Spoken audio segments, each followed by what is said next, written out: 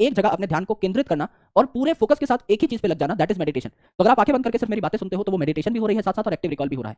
आराम से सुनिए कि आज हम लोगों ने क्या सीखा। आज हम लोगों ने सीखा अबाउट पॉलिनेशन। और पॉलिनेशन होती है 3 टाइप की। किस बेसिस के ऊपर हमने डिफाइन किया कि पॉलिनेशन 3 टाइप की होगी? Depending upon the source of pollen, की पॉलन कहां से आ रहा है। अगर एक फूल है और मेल और फीमेल पार्ट उसी में है और सेम फूल के अंदर ही पॉलिनेशन हो जा रही है तो इसे कहेंगे ऑटोगैमी। अगर एक प्लांट है उसके 2 फूलों के बीच में पॉलिनेशन हो रही है तो इसे कहेंगे जिटोनोगैमी। अब यहां 2 फूल बहुत दूर दूर हो सकते हैं तो functionally it is cross pollination, क्योंकि पॉलिनेटिंग एजेंट की जरूरत पड़ रही है, लेकिन कोई जेनेटिक वेरिएशन नहीं आ रही। तो आप अगर देखें genetically it is self pollination. Xenogamy या जिसको हम एलोगैमी कह रहे थे वो क्या है? कंप्लीटली क्रॉस पॉलिनेशन, एक प्लांट से दूसरे प्लांट पे हम लोग पॉलन को ट्रांसफर कर रहे हैं।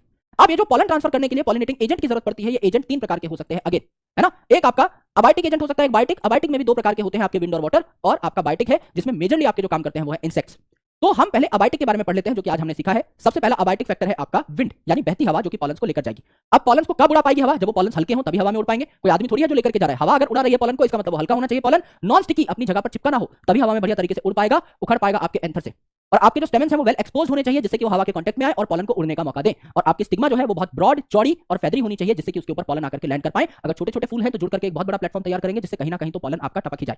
ये आपका मोर कॉमन अबाइटिक एजेंट है जो कि आपका ज्यादातर ग्रासेस के अंदर देखने को मिलता है हमें एज अ पॉलिनेटिंग एजेंट। अगर आप देखें तो यहाँ पे इंसेक्ट को लुभाने का कोई काम धंधा है ही नहीं, तो नेक्टर और कलर यहाँ पे नहीं पाया जाता, वाटर वालों में भी नहीं पाया जाता।